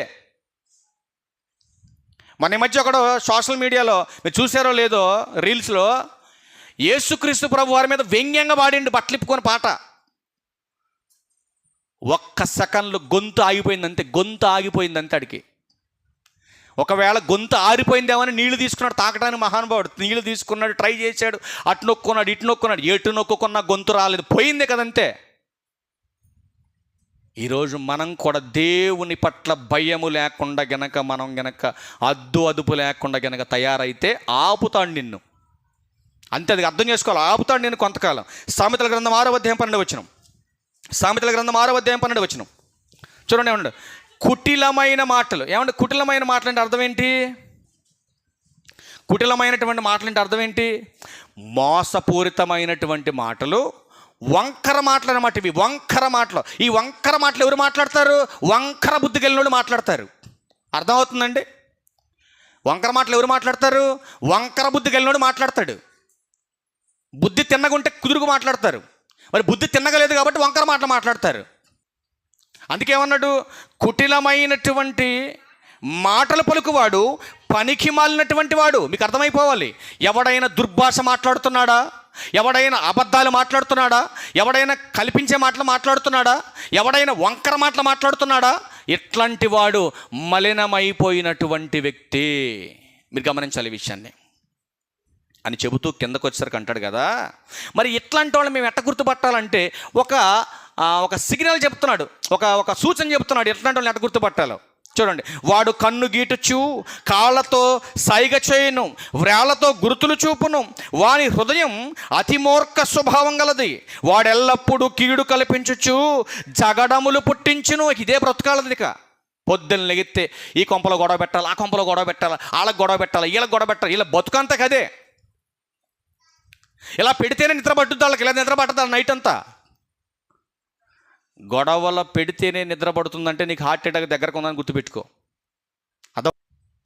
అర్థమవుతుందండి? అందుకే దేవుడు ఎంత క్లియర్ రాసి చూడండి, వాడు కన్ను గీటుచు కాళ్ళతో సైగ చేయును, వ్రేళ్లతో గుర్తులు చూపును, వాని హృదయం అతి మూర్ఖ స్వభావం గలది, వాడెల్లప్పుడూ కీడు కల్పించచ్చు జగడములు పుట్టించును. కాబట్టి ఆపద వాని మీదకి హఠాత్తుగా వచ్చును, వాడు తిరుగు లేకుండా ఆ క్షణమందే నలగగొట్టబడును. అంటే సమయం ఇస్తున్నాడు నీకు, ఎక్కడైనా మార్చుకొని బతుకొని. నాకు నోరు ఉంది కదా అని నేను అరుస్తానంటే ఏమొస్తుంది తెలుసా? పెరాలసిస్ వస్తుంది నీకు. అదే ఆశీర్వాదం నీకు. అర్థమవుతుందా? పెరాలసిస్ అంటే తెలియదు అనుకుంటా, పచ్చివాతం. నోరు ఉంది కదా అని బీపీ బాగా పెంచుకొని మితిమీరినటువంటి ఆలోచన కలిగి కనుక ఎగిరెగిరి పడ్డామనుకో, దేవుడు నీకు ఇచ్చేది అదే. మరి బైబిల్ చెప్పింది అది. కానీ ఈరోజు అలాంటి భావజాలం సంఘాలలో ఉండకూడదని చెబుతున్నాడండి. అలాంటి భావజాలం సంఘాల్లో ఉండకూడదు. మరొక మాట చూడ ముగించేద్దాం. యెహెజ్కేలు గ్రంథం 15వ అధ్యాయం 7వ వచనం. మరి హఠాత్తుగా వచ్చిన అన్నాడుగా, ఏం వస్తుందో చూద్దాం ఒకసారి. యెహెజ్కేలు గ్రంథం 15వ అధ్యాయం 7వ వచనం. ఏం చేస్తారంట ఆయన? వారి మీద కఠిన దృష్టి నిలిపెదను.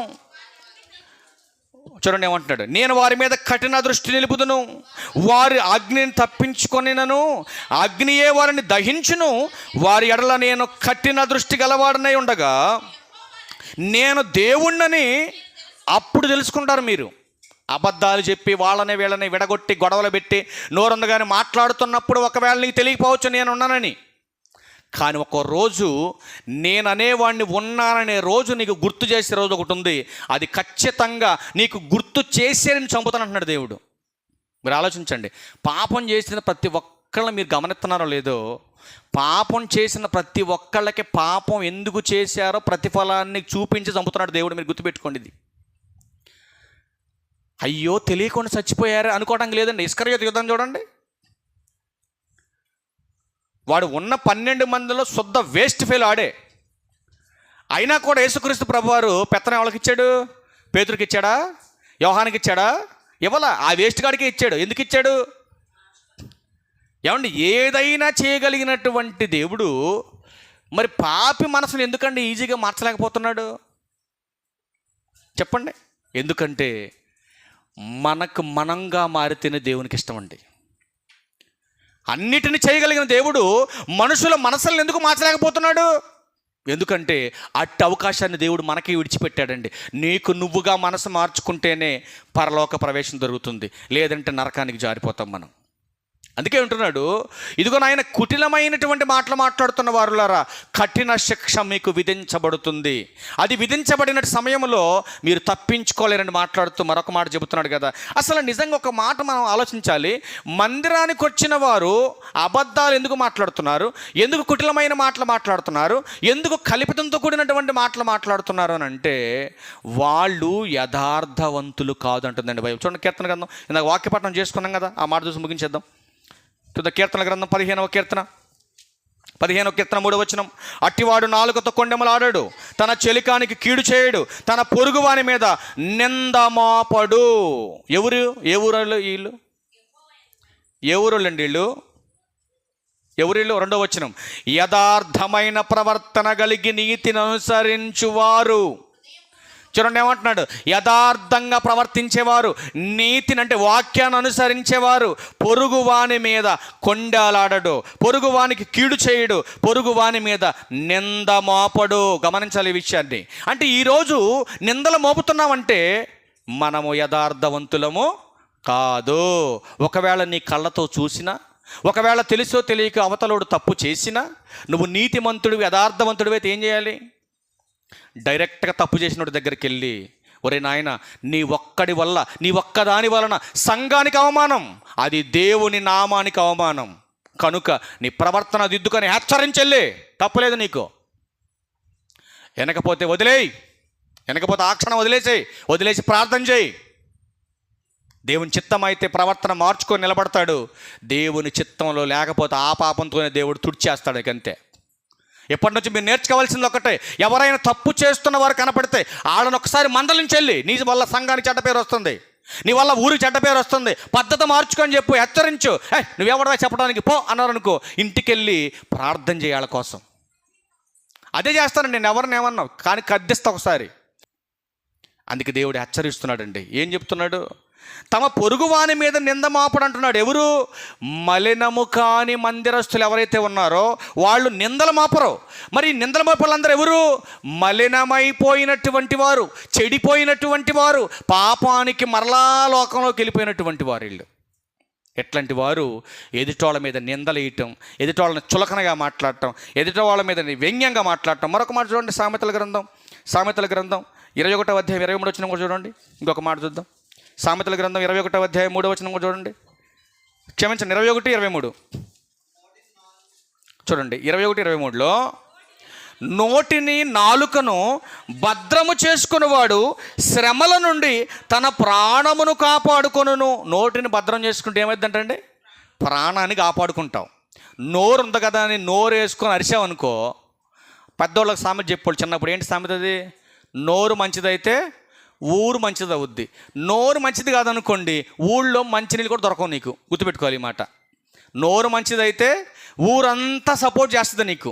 అది నోరు మంచిది కాదనుకోండి, ఎప్పుడైనా రోగం వచ్చి నువ్వు మంచం ఎక్కావనుకోండి, ఎవడో నీ దగ్గరకు రాడు, ఎవడో నీకు సహాయం చేయడు, ఎవడో నిన్ను బలకరించడు.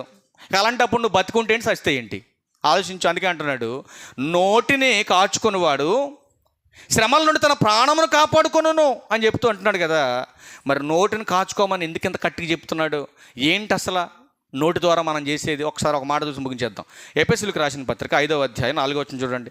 మరి నోటిని కాచుకోమన్నాడుగా, ఇందులో దొరికిపోతారు మొత్తం దొంగలు, మొత్తం ఏడే ఉండరు. చూడండి జాగ్రత్తగా. ఎఫెసీయులకు రాసిన పత్రిక 5వ అధ్యాయం 4వ వచనంలో, అబ్బా ఎంత బాగుందండి మాట చూడండి. కృతజ్ఞత వచనమే మీరు ఉచ్చరింపవలెను కానీ మీరు బూతులైనను, అండర్లైన్ చేసుకోవాలి మాట, బూతులైనను, పోకిరి మాటలైనను, సరసోక్తులైనను ఉచ్చరింపకూడదు, ఇవి మీకు తగవు అన్నాడు. ఇప్పుడు చెప్పండి, ఎంతమంది బూతులు మానేశారు చెప్పండి? బూతులు మానేసిన చేయొత్తండి. ఇప్పటిదాకా నేను మారిమోసి పొందాక నేను బూతులు మాట్లాడలేదన్న పరిశుద్ధులు చేయొత్తండి. అంటే ఇప్పుడు నువ్వు బూతులు మాట్లాడుతున్నావు అంటే అర్థం ఏంటి? నువ్వు మలినమైపోయావు, అంటే పాడైపోయావు నువ్వు, అంతే. ఇప్పుడు నెక్స్ట్ ఇంకో మాట చెప్పాడు. ఏంటది? బూతుల తర్వాత ఏముండే? పోకిరి మాటలు. పోకిరి మాటలు మాట్లాడొచ్చా? సరసోక్తులు మాట్లాడు. సరసాలు ఏంటయ్యా? ఇంకా నీకు పోయే కాలం దగ్గరకు వచ్చినట్టు ఉంది నీకు. మందిరానికి వచ్చి బాప్తీసం మంది సరసాలు ఏంటి? బావగారులు ఏంటి ఆడానండి అంటవా? సిగ్గుంది అసలు నీకు? బావగారైనా ఆడకూడదు, ఇక మడతలైనా ఆడకూడదు, ఇక వదిలేసేయి. సరసాలు ఆడటానికి లేదు, ఇక డబల్ మీనింగ్ డైలాగులు మాట్లాడటానికి లేదు, వల్గరగా మాట్లాడటానికి లేదు. కొంతమంది మాట్లాడతారు, అబ్బా భలే ఉంటుంది అసలు, చెప్పు తీసుకోవడాలనిపిస్తుంది నాకు అసలు వాళ్ళని చూస్తే. డబల్ నాకు అర్థం కావట్లేదు. వాళ్ళు మాట్లాడుకుంటున్నారు కావాల్సి కోడ్ లాంగ్వేజ్ అంట. మరి మనిషి పుట్టక మరి కోడ్ లాంగ్వేజ్ ఎట్లా నేర్చుకున్నాను నాకు అర్థం కావట్లా. నేను అక్కడ కూర్చొని, నేను పక్కన కూర్చొని, నేను నా పని నేను చేసుకుంటాను, వీళ్ళు డబల్ మీనింగ్ మాట్లాడుతాను. నాకు అర్థం కావట్లా. అదంతా దరిద్రం అంతా ఎప్పుడు 2011లో కాలిపోయింది మంటలో. నాకు అర్థం కాని చదువుతుంటే ఇద్దరు మాట్లాడుకుంటారు. ఏం మాట్లాడుతున్నారు, ఏ ఊరిది భాష అన్న నేను అని. నీకు తెలియదులే పెడతాను, నువ్వు కానీ అంటున్నాడు. అంటే డబల్ మీనింగ్లతో మాట్లాడుకుంటున్నారు. కోడ్ లాంగ్వేజ్ అంటుంది మరి వాళ్ళకి. నేను చెప్పాను, ఒరి నాయన, నువ్వు డబల్ మీనింగ్ మాటలు మీరు మాట్లాడితే బైబిల్లో ఒక మాట ఉంది, మీ పాపాలను బట్టి 7 రెట్లు ఎక్కువగా మీకు శిక్ష పడుతుంది అన్నాడు బైబిల్లో. అసలు ఒక్క రెట్టింపుతో ఉన్నటువంటి అగ్నిగుండంలోకి పోవడానికి మనకు చాలా నరకం అది. మరి 7 రెట్లు అంటే ఆలోచించండి. అందుకే చెప్పాడు, సంఘానికి వచ్చిన మీకు ఇవి తగవు, ఇవి మాట్లాడటానికి లేదు. ఒకటి బూతులు, రెండవది పోకిరి మాటలు, మూడవది సరసోక్తులు. అసలు ఈ 3 లాంగ్వేజ్తో కూడినటువంటి మాటలు మీరు మాట్లాడటానికి వీలు లేదు. మీరు ఒకవేళ మాట్లాడితే కృతజ్ఞత వచనమే మాట్లాడాలి, ప్రేమగా మాట్లాడాలి. మీ భాష ఉప్పు వేసినట్టుగా రుచిగా ఉండాలి మీరు మాట్లాడితే. అంతేగాని దాని నోట్లో ఏమనేసురా నోరు. ఎందుకు ఇన్ని మాటలు మీకు చెప్పానంటే, కొలసీలకు రాసిన పత్రిక ఎందుకు ఎంతసేపు గంట 15 నిమిషాలు మీకు చెప్పానంటే ఈ మాటలన్నీ నా తపన ఏంటో మీకు అర్థం కావాలి. ఒకసారి చూద్దాం. దీన్ని చూడటానికి ముందు గలతీ 1:10 దగ్గరికి వెళ్ళండి. దీన్ని చూడటానికి ముందు గలతీ 1:10 దగ్గరికి వెళ్ళండి. ఇప్పుడు పౌలు గారు ఏమంటానంటే, ఇదేదో మీ మెప్పు కోసమో నా గొప్ప కోసమో నేను చెప్పలేదమ్మా, మీకు మనుషుల దయను సంపాదించుకోవడానికి నేను చెప్పలేదు. మరి దేనికోసం చెప్పావా ఎంతసేపు అంటే, దేవుని దయను సంపాదించుకోవడానికి చెప్పాను ఇప్పటిదాకా మీకు నేను ఈ వాక్యాలను చెబుతూ. అసలు ఎందుకయ్యా ఈ తపన నీకు, ఎందుకయ్యా ఈ పోరాటం నీకు అని అంటే, కొలస్సీ 1:2 చెప్తున్నాడు. అక్కడికి వెళ్ళిపోండి, డైరెక్ట్గా ఆపేద్దాం. ఇక కొలస్సీ 1:2 దగ్గరికి వెళ్ళండి. చూడండి, కొలస్సీ 1:28 ప్రతి మనుషుణ్ణి, అంటే సంఘములోకి వచ్చిన ప్రతి మనుషుణ్ణి క్రీస్తునందు సంపూర్ణునిగా చేసి ఆయన ఎదుట నిలబెట్టవలనని సమస్త విధములైన జ్ఞానముతో ప్రతి మనుషునికి బుద్ధి చెప్పుచు, ప్రతి మనుషుకి బోధించుచు ఆయన్ని ప్రకటిస్తున్నాం. అంతే తప్ప మిమ్మల్ని ఏదో నిందించి, అవమానించి, లేకపోతే విమర్శించి, ఏమండి మిమ్మల్ని ఏదో తక్కువ చేసి మేమేదో గొప్పగా కనపడాలని చెప్పినటువంటి మాటలు కాదు ఇవి. దేనికోసం చెప్పాను ఇవన్నీ ఇప్పుడు దాకా? మిమ్మల్ని అందరినీ కూడా క్రీస్తు ఎదుట నిలబెట్టాలి. ఎలా నిలబెట్టాలి? సంపూర్ణులుగా చేయాలి. మరి మనం సంపూర్ణంగా మన విశ్వాసులు మనం ఉండాలంటే మనల్ని సంపూర్ణుని కానివ్వనటువంటి ఈ అబద్ధాలు, ఏమండి కుటిలమైనటువంటి మాటలు, బూతులు, సరసోక్తులు, ఏమండి వాళ్ళ మీద వీళ్ళ మీద వ్యంగ్యంగా మాట్లాడటం, ఈ పదజాలన్నీ కూడా మనం తీసి పక్కన పెట్టాలి. యేసుక్రీస్తు ప్రభువారు ఒక మాట అన్నాడు, నీ మాటను బట్టే నువ్వు నీతిమంతుడవో అనీతిమంతుడవో నీకు తీర్పు జరుగున్నాయన కొంచెం ఒళ్ళు దగ్గర పెట్టుకుని చూడన్నాడు. ఇప్పుడు దీన్ని జడ్జిమెంట్ చేయడానికి ఇప్పుడు రెండవ రాకడ జరగనక్కర్లేదు. మనం పరలోకానికి వెళ్ళడానికి ముందు క్రీస్తు న్యాయపీఠం దగ్గరకు రానక్కర్లేదు. మరి ఎక్కడ జరుగుద్ది జడ్జిమెంట్ అంటే, ఆదివారం ఆరాధన అయిపోయాక సాయంత్రం 4 గంటల నుంచి శనివారం రాత్రి 10 గంటల వరకు మనం వీధిలో ముసుకేసుకొని నుంచుంటే కనపడిపోతారు ఎవరు పరలోకానికి వెళ్ళేది. అర్థమైంది నా మాట మీకు? ఇప్పుడు పరలోకానికి వెళ్ళే వాళ్ళ మాటలు ఎలా ఉంటాయి? పరలోకానికి వెళ్ళే వాళ్ళ మాటలు ఎలా ఉంటాయి? పరలోకానికి వెళ్ళే వాళ్ళ మాటలు ఏమండి సరసోక్తులు ఉండవు, బూతులు ఉండవు, డబల్ మీనింగ్ డైలాగులు ఉండవు, సరసోక్తులు ఉండవు, వల్గర్గా మాట్లాడరు. మరి ఏం మాట్లాడతారు వాళ్ళు? ఎలా మాట్లాడతారు? కృతజ్ఞత కలిగినటువంటి వచనాలతో మాట్లాడతారు. ఉప్పు వేసినట్టుగా రుచి కరిగిన మాటలు మాట్లాడతారు వాళ్ళు, అంతేగాని వల్గర్గా మాట్లాడరు వాళ్ళు. బజార్లో అమ్మటి తిరిగే వాళ్ళు మాట్లాడతారు బూతు మాటలు, బజార్లో అమ్మటి తిరిగే వాళ్ళు మాట్లాడతారు వల్గర్గా, అంటే దేవుని జ్ఞానం లేని వాళ్ళు. అర్థమవుతుందండి? అట్లాంటి వాళ్ళు బూతులు మాట్లాడవచ్చు, ఎందుకంటే వాళ్ళకి దేవుని జ్ఞానం లేదు కాబట్టి, వాళ్ళు ఇష్టానుసారంగా తిరుగుతారు కాబట్టి వాళ్ళు మాట్లాడతారు. మరి సంఘానికి వచ్చినటువంటి మనం ఇక జ్ఞానము లేని వారిగా ఉండటానికి వీల్లేదు. సత్యమును కూర్చున్న అనుభవ జ్ఞానం పొందాలి. మనం పొందిన దాని ప్రకారం బ్రతకాలి. ఆ బ్రతుకులో మన చావు వస్తే మనం నిత్య జీవానికి వెళ్ళగలుగుతాం. అంతేగాని నోరుంది కదా, గర్వం ఉంది కదా, అధికారం ఉంది కదా, నా మాట 10 మంది వింటారు, నేను పిలిస్తే 100 మంది వస్తారనంటే, నిలబడిన వాడు నీతిమంతుడైతే ఆనాడు ఏలే గారికి దేవుడి సపోర్ట్ ఉన్నట్టుగా, దేవుడి సపోర్ట్ ఉంటే 1,00,000 మంది నీ వెనకాల ఉన్నా అలా లేపుతాడు, దుమ్ము లేపినట్టు లేపేస్తాడు మొత్తాన్ని. అందుకే నీతిగా బతకండి, నీతిగా నిలబడండి. నీ పక్షాన డబ్బు లేకపోవచ్చు, అధికారం లేకపోవచ్చు, పలుకుబడి లేకపోవచ్చు, ఎవడో లేకపోవచ్చు నీ పక్షాన, కానీ జీవం కలిగిన దేవుడు ఉన్నాడు. ఆయన చాలు కన్నా నువ్వు నిజాయితీగా నిలబడు. ఆ లైఫే వేరుగా ఉంటుంది, ఆ విధానం వేరుగా ఉంటుంది. కనుక మలినమైపోతున్నటువంటి మందిరస్తులారా, మలినమైతే నిత్య నరకానికి జారిపోతాం. కనుక ఒకసారి కడగబడ్డాం, మందిరంలోకి వచ్చేసాం, మన మలినం అంతా పోయింది, తీసేసాడు ఆయన. ఇప్పుడు మందిరంలోకి వచ్చిన తర్వాత మరలా మలినంలోకి మనం వెళ్ళిపోతే, ఎప్పుడు చెప్పుకున్న సామెతే, కడగబడినటువంటి పంది మరలా బురదకు చేరినట్టుగా మందిరానికి వచ్చినటువంటి సభ్యులు మరలా పాపంలోకి వెళ్ళిపోతే అట్టి పాపానికి క్షమాపణ లేదు అని బైబిల్ చెప్తా ఉంది. యేసుక్రీస్తు ప్రభువు కూడా చెప్తున్నాడండి, ఒకసారి తప్పు చేశారు తెలియక, మీ తప్పుల్ని క్షమించేసి మిమ్మల్ని పరిశుద్ధపరిచి సంఘంలో తీసుకొచ్చేసాను, మరలా తిరిగి మీరు పాపంలోకి వెళ్ళిపోతే మిమ్మల్ని కాపాడే రైట్స్ నా దగ్గర లేవంటున్నాడు ప్రభువారు. అర్థమవుతుందండి? కట్టి మనుషుల్ని నూతన పరచడం, మారు మనసు రావటం ఇక సాధ్యపడదు అంటున్నాడు దేవుడు. కనుక మలినమవుతున్నటువంటి మన బ్రతుకులు మరణం వైపుకి వెళ్ళిపోకుండా, ఒకసారి మనం క్షమించబడ్డాం, కడగబడ్డాం కనుక వాక్యం చేత ఇకనైనా మనలో ఏమైనా మలినం ఉంటే, ఈ వాక్యం అనే సబ్బు చేత మన మలినాన్ని ఈ క్షణమే ఈ రోజే మనం తుడిచేసుకుంటేనే రేపటి దినం అనేది మనం చూడగలుగుతాం, పరలోక రాజ్యంలో ప్రవేశం చెందగలుగుతాం. కనుక ఇట్టి ఆసక్తి కలిగి విన్న మీ అందరికీ ప్రభు అయిన క్రీస్తు వారి పేరట నా వందనాలు తెలియజేస్తా ఉన్నాను. ఈ నా మాటలు ముగిస్తాను. అందరికీ వందనాలు. Thank you.